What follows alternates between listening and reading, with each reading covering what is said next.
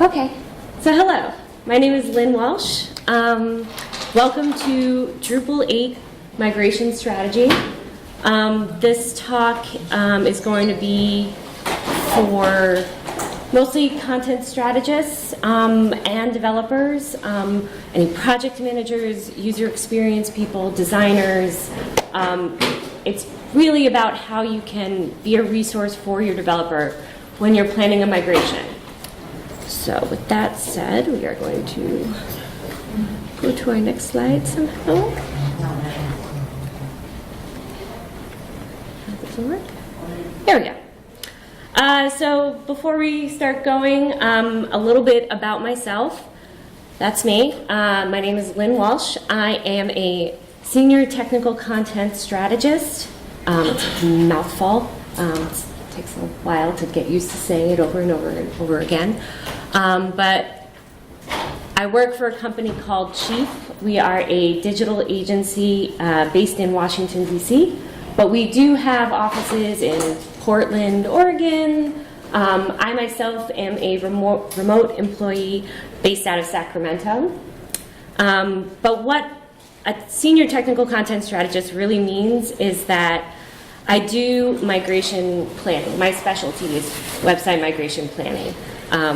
Chief as a company, we do development, we do design, we do strategy, marketing for nonprofits as well as many government agencies. And what that really means is companies will come to us saying they want a new website, but they want to make sure all of their data from their legacy site is in this new site. So my job is to analyze their legacy site, understand how it's structured from the database point of view, so that, and then put together a mapping plan that shows how we're going to get all of their legacy stuff into their new site. So I plan inventories, I plan out content types, I work with developers to make sure that the content types and the fields within these new content types can handle the data that's coming over. And then I communicate with the team and the client to make sure that their expectations are being met, their needs are being heard, and that we're basically keeping our clients happy. So before we get into the weeds of this presentation, I want to get an idea of who you are. So how many of you have migrated a website in the past? Great. How many of you are actively planning a website migration right now? All right.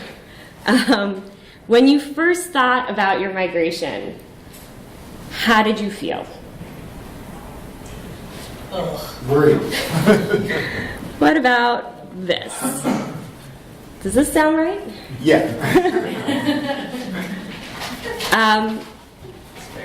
In this presentation, I want to break down a way of looking at your migration so that when you do look at it for the first time, or when you are having those periods of like, oh, this is a mess, you know, you can kind of take a step back, breathe a little bit, and get through it. And what that means is we're going to talk through the types of website migration out there. We're going to talk about how to approach mapping your migration step by step. We're going to go through the different types of migration, so the methods. And we're also going to talk about how to decide which method is the best method for your migration.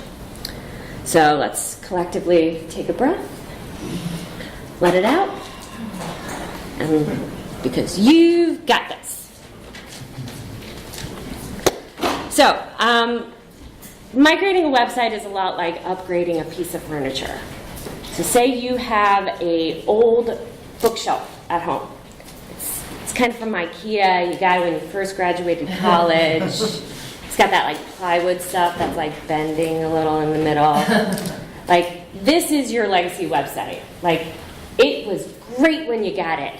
It served the purpose. It held your Harry Potter book series, you know, right at eye level. But then over time, it started to sag. Your Harry Potter book series had to get put down at the bottom shelf because if it broke, you didn't want to damage your books. Very important books. What a migration is a new bookshelf. It's from West Elm. It's mahogany. Like, Ron Burgundy would be all about it. What you now need to do, though, is plan how to get your books from your legacy bookshelf onto your new West Elm bookshelf. They're a little different. You know, those shelves are a little wider. Maybe you got some glass involved. Maybe they're a little, deep. The shelves themselves are not as deep.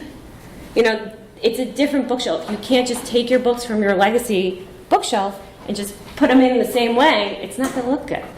So you have to plan how to both move your stuff from your legacy place to your new place.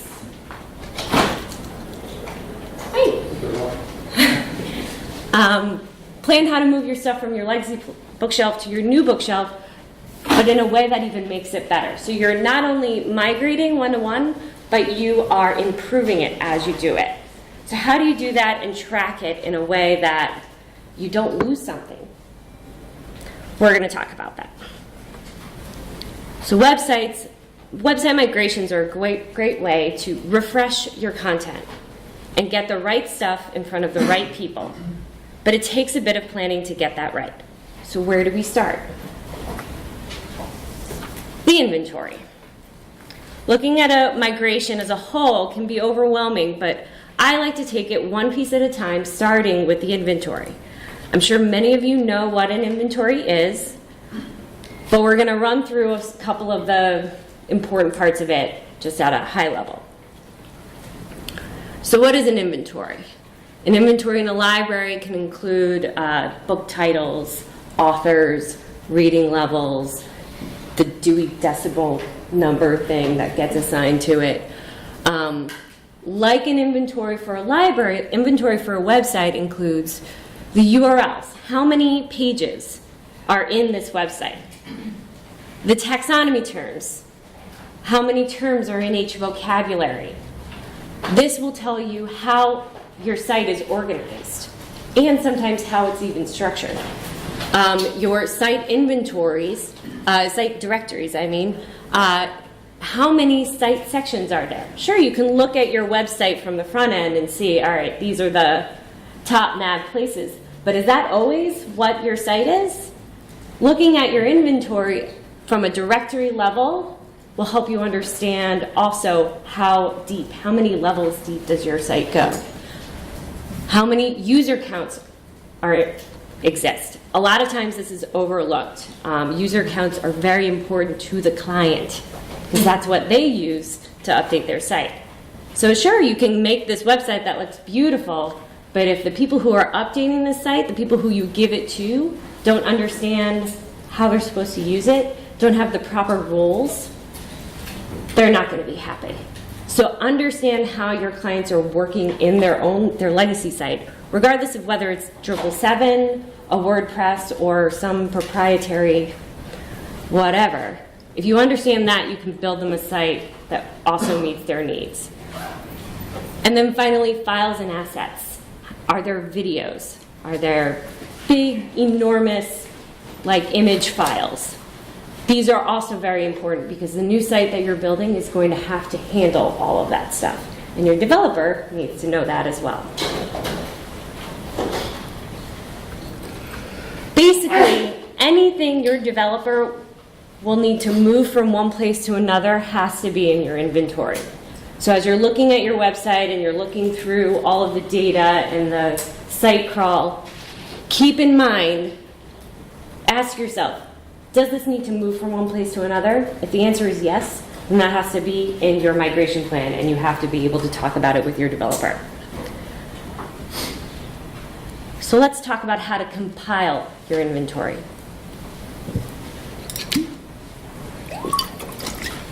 Sorry, hydration break.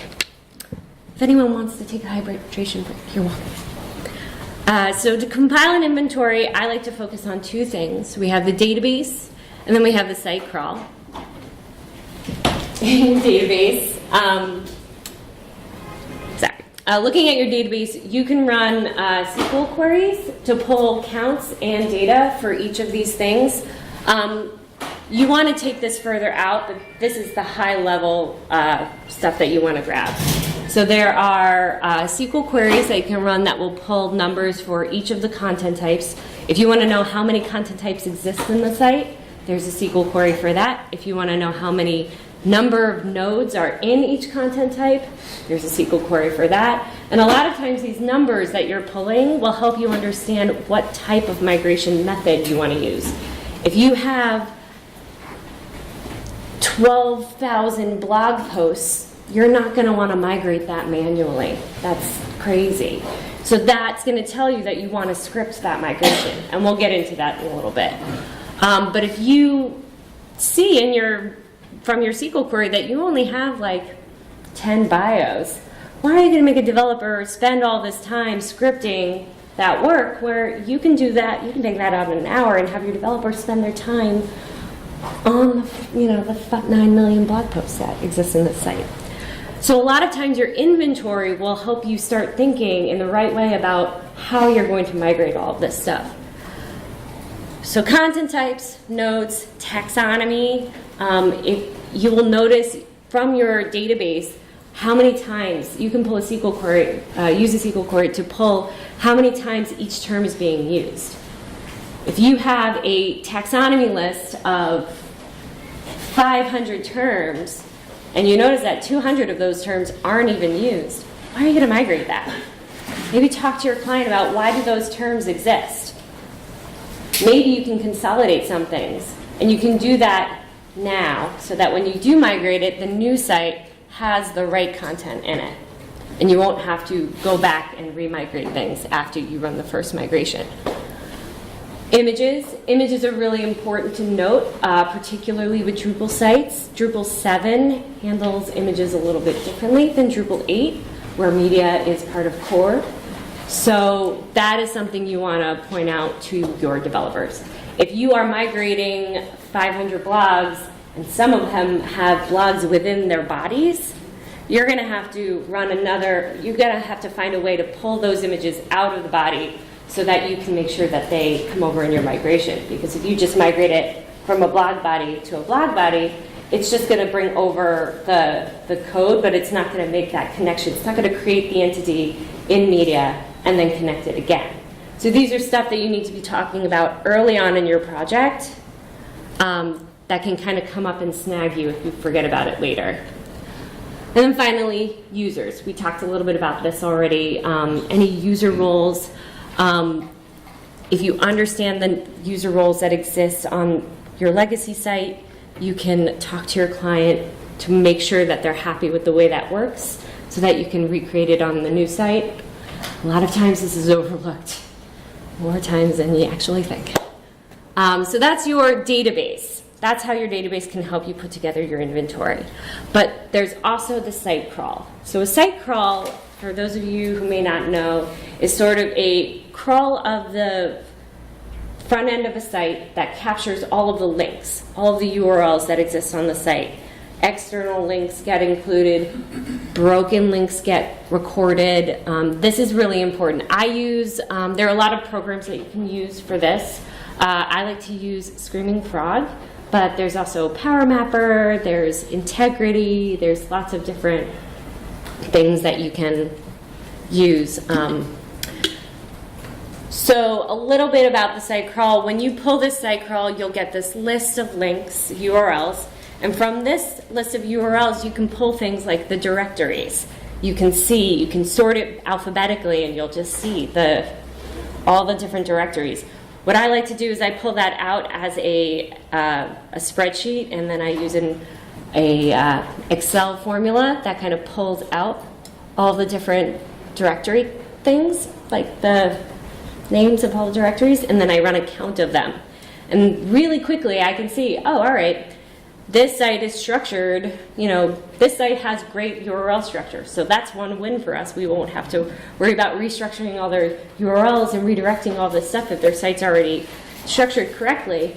And they have, 500 URLs that follow the /blog path. All right, so I know they have those URLs that say /blog. Then you can compare. So if I have in my site crawl 500 URLs that say /blog, but then I look in my database and I see there are 5,000 blog nodes in the blog content type, that kind of makes me go, I need to look into this further. So this is stuff that you can look into early on in your project and talk about with your developer early on so that you're not stuck running a migration and then learning that there's all this extra content that you need to worry about. One final thing to note about comparing your database and site crawl is to look for orphan pages. So an orphan page is a page that's been published but is not linked to from anywhere on your site.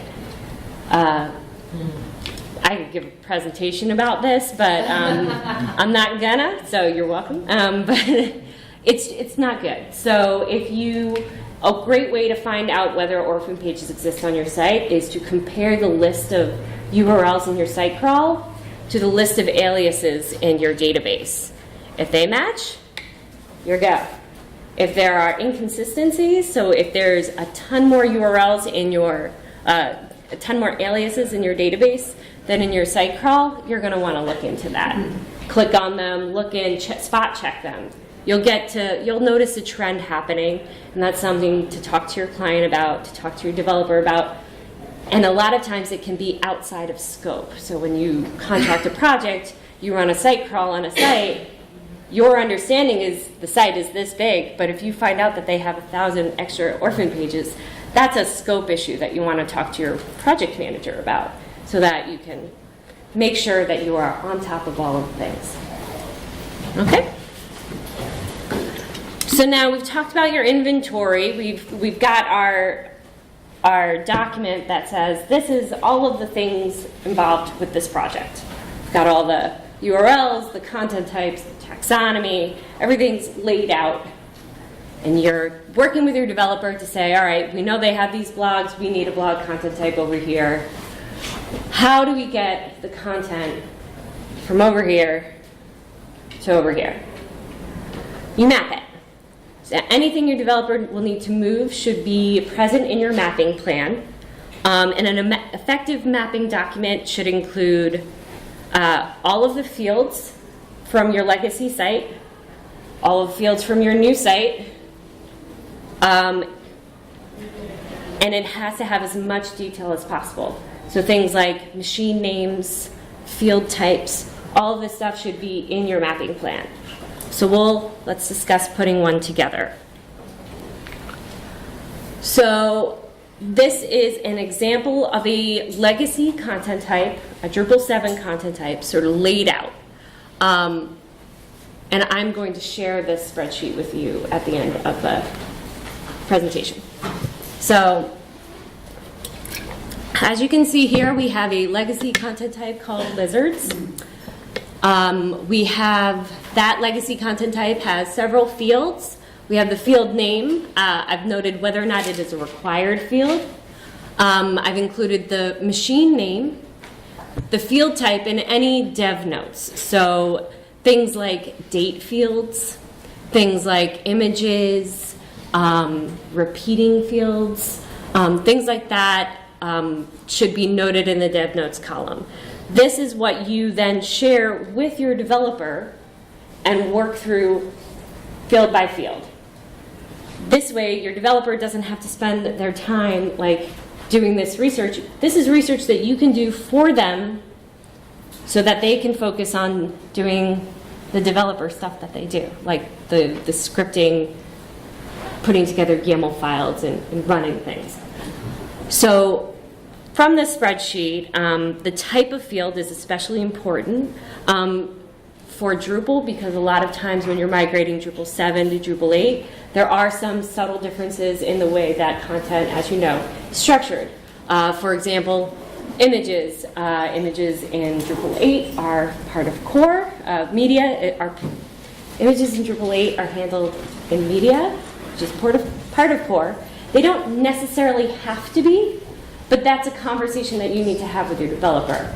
And if they are seeing this late in the game, they don't have the time to make sure that media is the right option for your migration, because sometimes it's not. But noting this to them early in the stage, in the project development stage will help them make the best decision and have the time they need to make the best decision. So, okay. So let's take a look at a mapping spreadsheet spread out. Now I know this might be a little difficult to see, but on the left side we have the content type we just talked about, the legacy content type. We have the same fields. Now on the other side is our D8 content type, with those field types also laid out. By filling out this spreadsheet with your developer, you map out all of this stuff in this easily digestible kind of spreadsheet. So your developer doesn't have to be constantly going from site to site to look at the fields. They can just look at this spreadsheet, and when they're ready to write their YAML file, they can use this as a guide because it has a lot of the stuff they already need. The machine names, any functional requirements in the field type and the dev notes column. And this can kind of really help them have this right up as they're writing their stuff. Okay, so similar spreadsheets can be used for, this is not just a content type mapping spreadsheet. The same kind of type of spreadsheet can be made for any taxonomy terms, vocabularies. If there are fields associated to the terms, you can break them down this way.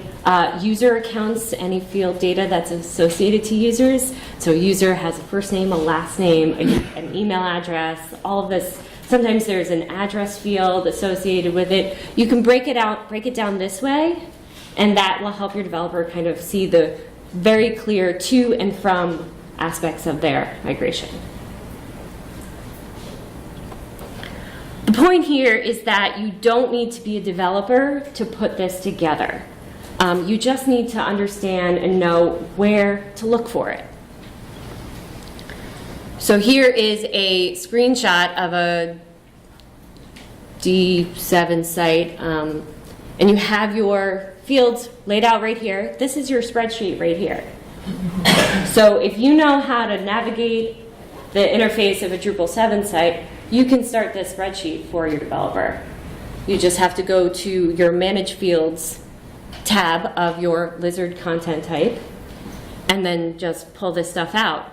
From here, it's really easy to then say, all right, these are the fields that are in this Drupal 7 site.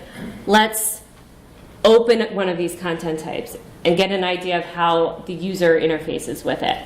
You know, is this a field that kind of repeats, or do they really need to? This is sort of something, this is all stuff that you have access to from the front end, from the interface of a Drupal 7 site. So now we've talked about inventories, and we've talked about how to map the content that you learned in your inventory. So now we're going to talk about deciding how to migrate your data. There's a number of different options for migration. Many times the option will depend on the resourcing that's available on your team, so the people that you're working with. Sometimes it will depend on the number of content types that you have. Sometimes it will depend on the number of nodes within the content types that you have.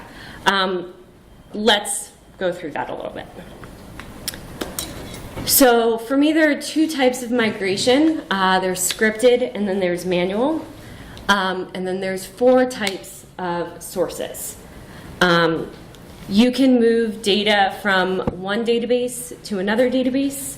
You can move data through an API into a database. You can move data from a CSV into a database. And then there's always copy and paste, manual migration.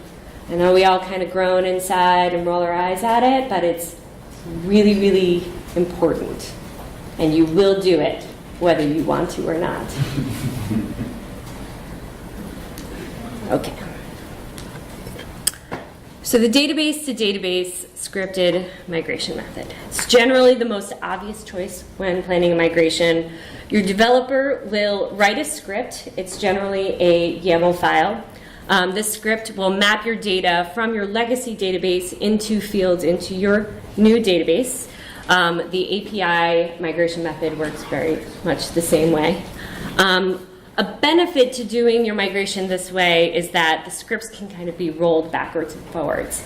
So if you have a project with a really short content freeze, so you are building this new site for a client and they say, all right, well, here's your database, and while you're building the new site, we're going to keep updating that database.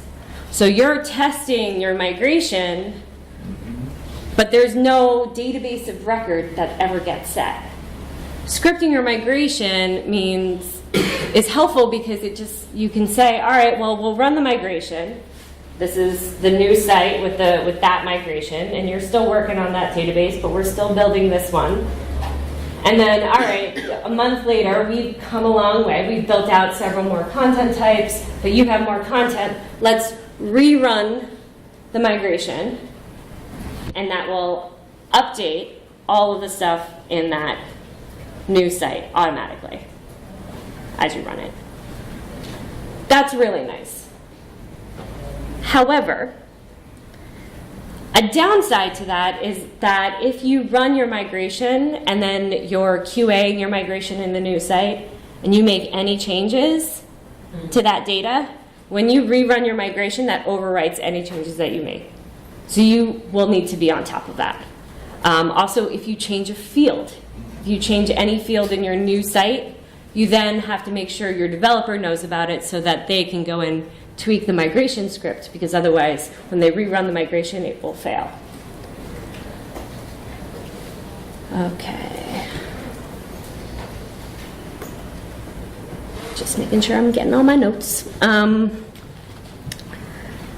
You can script any migration regardless of the source database too. It doesn't have to be Drupal to Drupal. It could be a Drupal website to a Drupal website. It could be a WordPress website to a Drupal website. It could be a proprietary CMS into a Drupal website. Like, scripting is nice because as long as your mapping document is correctly labeled, you can really script anything.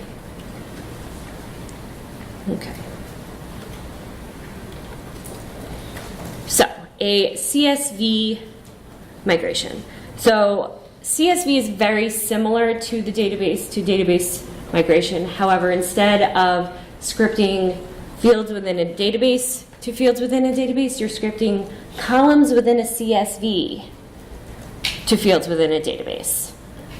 Your data is stored as a CSV, so you can pull out your data from your legacy database, export it as a CSV, and that can be set as, that acts as your database of records, your CSV.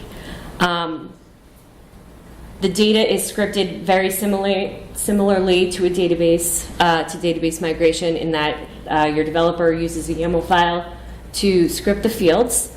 And yeah, so the nice thing about a CSV migration is that you can curate your data within the CSV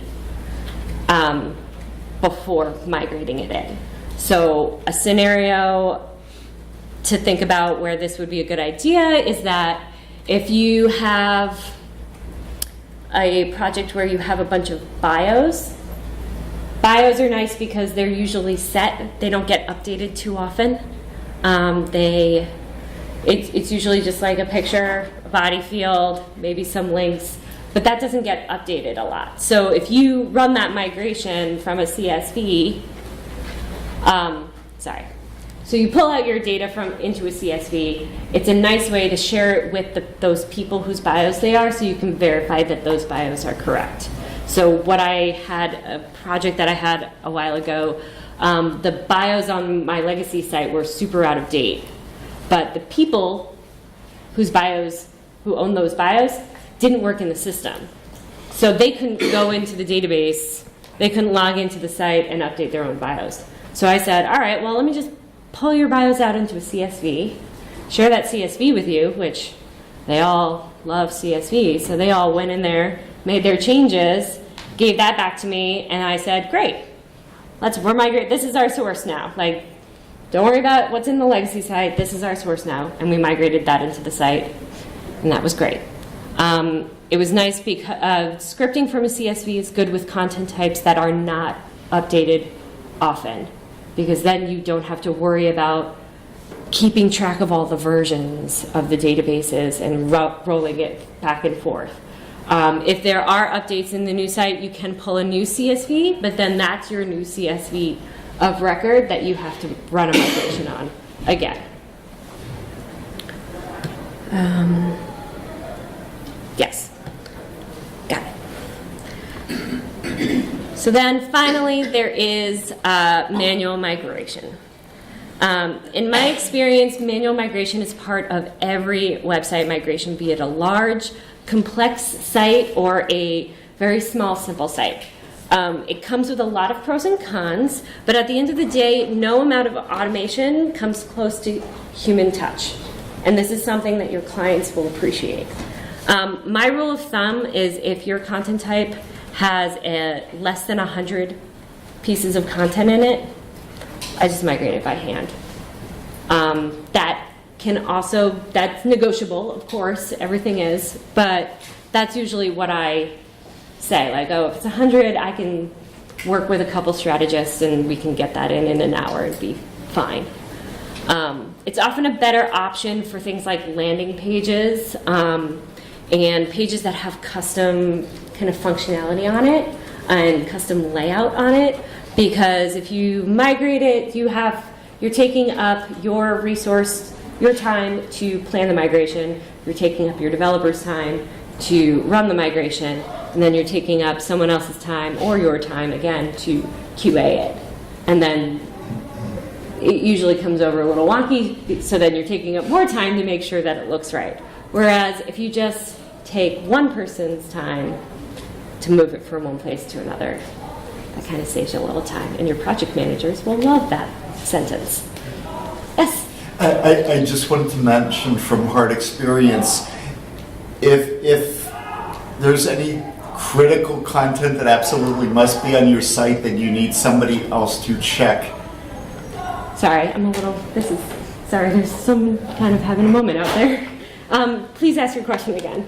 Yeah. So with the copy and paste, we did have somebody did do that for some content. I mean, like for anything that's post-migration, you wind up having to do the copy and paste anyway.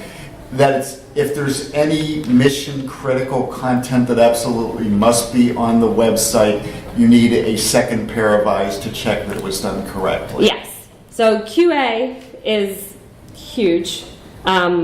We don't touch too hard on QA during this presentation, but I'd be happy to talk to you more about that afterwards. Because QAing a migration is can be a long process as well. If you wouldn't mind saving questions for the end, though, sure. That way I have a couple more slides to get through, and I want to make sure that we do that. Thanks. Okay. Just finding my place again. God, I hope that guy's okay. It's often better when your developer, manual migration is good when you have pages with custom layout and a low number of them. It's often also better when your developer has a lot on their plate. A lot of times your developer isn't just on your project, they're on 9 million projects. So if you want to give them a hand, you can sit down, and when you go through your content migration plan, you can come to a solution together saying like, all right, I know you're really slammed. Why don't you just focus on this content type and I'll focus on this content type, and kind of divide and conquer. But only if the situation is right for that. So how do you choose? There's a lot of pros and cons to each one, like we just discussed. But ultimately, the best decision for a migration plan for a project is going to involve a little bit of each one of these. So take it one section at a time.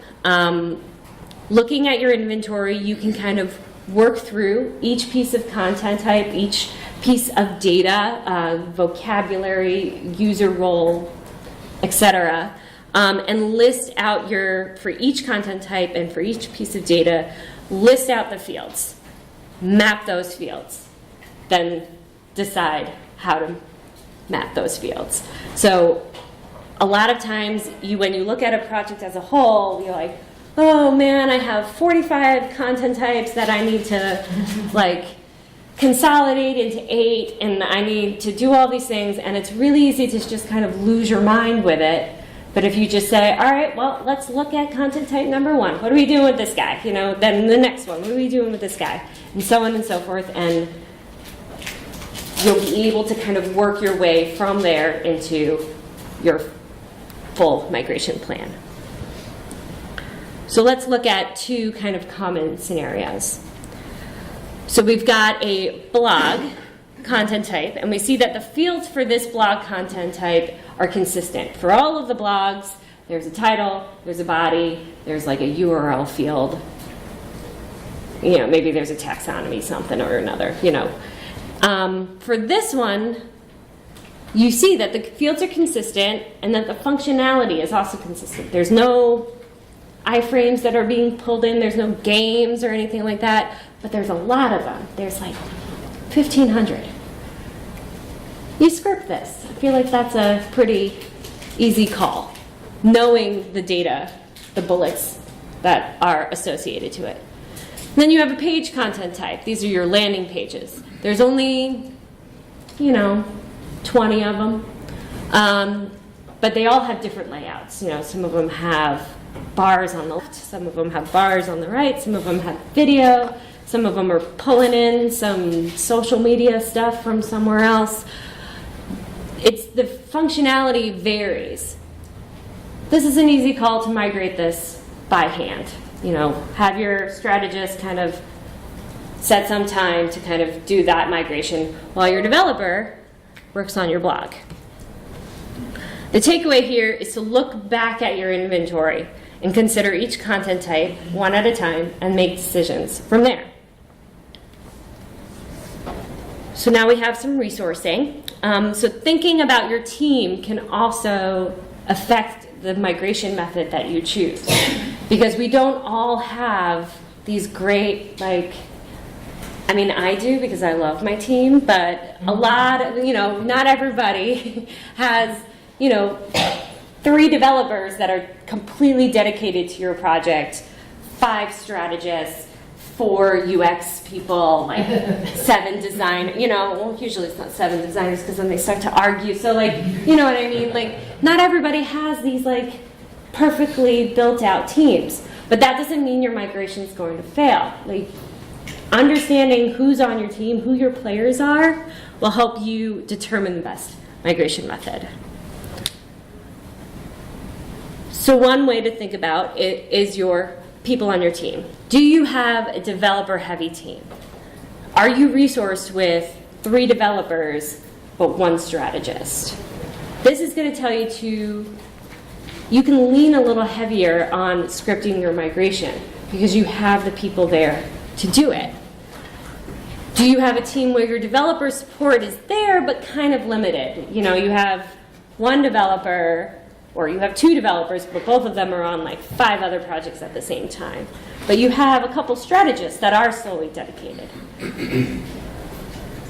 Prioritize the part of your migration that only your developers can do so that everyone else can kind of help out, manually migrate things, or work in CS. If you pull out some CSVs, you can have people kind of tweak any content that needs to be tweaked in the CSV, and then scripting from a CSV into a database is generally a easier script.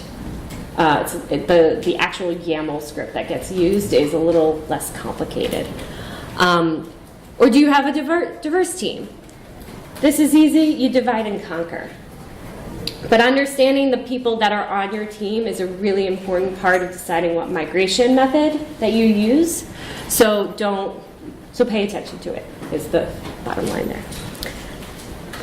And then consider the rate at which your team can manually migrate. If you know that you can, ask the question. So if you decide to manually migrate a bunch of content, make sure you ask the question, how long do you think it will take you to migrate 1 page? Maybe how long will it take you to migrate 10 pages? Do the math. Understanding that will help you plan out your migration and allow enough time for the people that you are setting to do the work, enough time to actually do the work. And if you have a team of fully fledged developers, be sure to talk to them about whether or not they've migrated websites before. A lot of times, code can be recycled. The script for a title field in a D7 site is the same for any site. It's a title field. It's the same field. So if they've done this before, a lot of times developers can go back to the sites that they've migrated in the past and pull out that code so they don't have to start from scratch every time they run a migration. What I'm doing with my company right now is I'm working with my developers to put together a library of all of the migration code that they've used in the past. So we have the name of the migration code, the purpose of it, and then a link to that specific code. So when we onboard new devs, or if a developer wants to learn how to migrate a site and is given a migration for the first time, they can say, all right, well, I know I'm migrating a content type that has a title field, a body field, and an image field, but I'm not really sure how to script that image field. Let me go to the library, see an image field script, go to that script. They can just copy and paste it into this new one. Swap out the machine names, because that's really the only thing that changes, and you're good to go. So put those libraries together, talk to your developers about the code that they've written in the past, because it can be reused, and it will save you time, which is another thing your project manager will love to hear. And finally, talk to your developer. I know we've hit on this a lot of times during this presentation, but it's so important to not work in a silo. The data that you are pulling as a strategist or UXer or project manager or whatever you are as a non-developer is important for your developer, and they've got their hands full with scripting. So anything that you can highlight to them will help them do their job better. So types of fields is a really big one. There is a big difference between scripting a plain text field and a formatted text field. That may not be obvious to your client, but it's a big deal for your developer to know about. So noting things to them in that mapping spreadsheet will really help them. They'll really appreciate it. Make sure there's a migration plan for any unique functionality. So as a TCS, it's my job to understand all of the funky intricacies of our legacy site. If there's any PHP on the site, if there's any video, calendars, anything with added functionality, it's my job to flag that for my developer. So running through the inventory, running through the content types, running through the field types and the unique functionality with your developer is really great. And then finally, taxonomy. So taxonomy can be used both to organize content on your site, but it can also be used to structure content. And it's important to note that as well. Is that the type of, do you want to use taxonomy to structure content on your new site? That's a question to bring up with your team, depending on what your new site does. But if the answer is no, then you're going to have to find a way to map that taxonomy somewhere else or have another purpose for it. So yes, communication is key. Discuss all of these elements as a team. I know I keep harping on this, but discussing everything thoroughly will ensure that everyone's on the same page and that you're choosing the best migration method for your project. With that said, there's a slide here for helpful resources. These slides are on my profile on the Drupal Badcamp site, so you can download these slides. There are some slides there, but I've updated it, so I will upload this after this presentation. So you can pull down, I have a link to an Excel spreadsheet. That is the migration mapping spreadsheet. There's a link to Screaming Frog in case you want it. There's also a link to a blog that I've been writing about migration. The latest one is about using your inventory. And also come find me on LinkedIn and let's connect.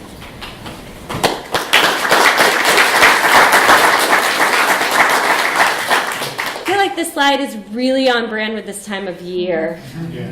So any questions? I have two. Yes. One, have you dealt with paragraphs Yes. at all from D7 to D8? Did you go into paragraphs in D8 or did you change that into something? We changed it. I'll have to go back and remember what we changed it to, but we did I can change follow up it. with that later. And the second question is, how did you deal with those iframes? Oh, okay, yeah, I'm supposed to also repeat the question for the recording. So the question was, how did I deal with iframes? Yeah. You can, so the question is kind of like, talk to your client about whether or not they really need iframes. A lot of times they don't, and you can make the recommendation that instead of using iframes, you use anything else. But if they need it, Just saying that. Got it. no, but it's really true that like a lot of times people who are managing these sites sometimes aren't like, being developers isn't their first job. Like it's usually people who are doing their job and then they just kind of get told you're also managing a website too. So like they have to Google things, you know, and it's our job as the people building them their new site to help educate them on, you know, there's a better way to do this. Would you like to kind of see, let's demo it and kind of show you how this could be a little bit better. And then but then you put the onus on the client, you know, at the end of the day, if they want those iframes, you just gotta give them the iframes. But there's a way to talk to your client in a way that kind of helps them come to the same conclusion as you. And if you can establish yourself as a trustworthy contractor or client, then, you know, to me, that's a win. Any other questions? I'm sorry, could you please pause that? I'm really distracted by animation. Oh, sure. Sorry about that. Thank you. Anything? Yes? Entity reference from site to site, entity reference migration. How to migrate. Yeah. Yeah, so- Intensive. It can get a little, like, you know, webby. So the question was about how to migrate when there are entity references. Yeah, a lot. So your developer can migrate the connection, can keep the connection when you, because an entity reference is an ID number, you know, to Drupal sees an entity as an ID number that then connects it to another piece of content somewhere else in the database. So you would just need to make sure that in the new site, you have that set up clear so that there is also an entity reference to an ID number that also matches in the new site. So what that also kind of leads me into talking about is a little bit about setting dependencies in your site. The order in which you migrate your content is really, really important. When you are putting together your mapping plan and you have a list of all the things that you're mapping, starting with the things that have the least amount of connections is often better to start with. So things like taxonomy. Things connect to taxonomy, but taxonomy doesn't often connect out. You're not pulling things into your taxonomy term. So as long as that's in your site and then you migrate your blogs, the reference, the taxonomy connection, similar to an entity reference, is already exists in the site. So when you migrate your blogs in, that connection already gets made. If you don't do that, what you will end up doing is migrating. I keep going back to blogs because it's just a really easy, simple example. But you migrate your blogs, and then you can migrate your taxonomy. Then you need to run a third migration that sets up that connection between the two of them. So thinking about what needs to exist in the site before you migrate each piece of content will help you set up those dependencies so that you can run the migration clean. So it sounds like the entity IDs come across, or They can, with yeah. Old ID, new ID deal. You can migrate the ID into the new site as is, which Okay. is pretty simple. I mean, Yeah. it's nice because it makes QA a lot easier because you can compare. But what I've also done in the past is when I've run the migration, I've added an extra field to each piece of content for the legacy ID or the legacy URL, so that it makes it really easy when you have your new site in the new database, you can just pull that out along with the legacy ID, and you can use that as your common factor, so you can run a VLOOKUP between a spreadsheet of your legacy site and a spreadsheet of your new site, and use that. If you're not migrating the ID into the new ID, I definitely recommend creating a field just to capture that stuff. But there's also the mapping table in your database. When you run a migration, a mapping table is generated, and that has a mapping ID that connects them to, the two of them. So there's lots of different ways to think about this. Talk to your developer about which way they prefer to work. Is really my advice there. But this is all in core, I would mention. In Drupal 8.6, migration is stable in core. Yeah. So the APIs that you are asking about, right? They're going to just work for you. I mean, you won't have to overwork this. But migrating the old ID number is a good idea too.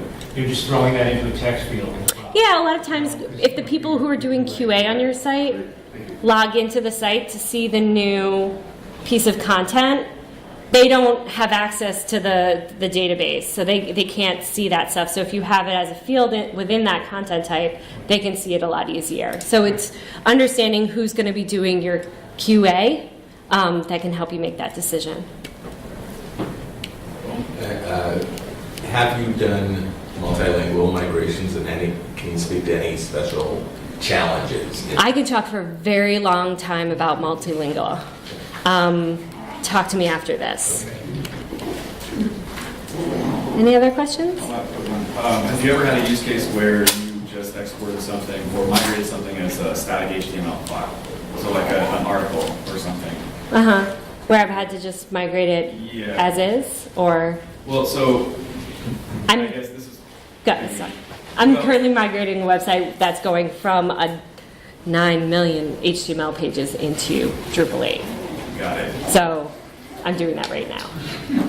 It's a lot of fun. As a suggestion to get rid of some of the paragraph-driven things was like maybe you just export it as static HTML, and then you can just copy that since it's all like legacy content, and then work out a different solution moving forward. And so I had never heard of that as a sort of... You can do that. It's a little tricky with QA because there's not a lot, because you're migrating from something that does not have fields into something that does have fields. I'm currently working out how to do that right now. Stay tuned. Okay, so I'm going to turn this off. So thank you very much, everyone.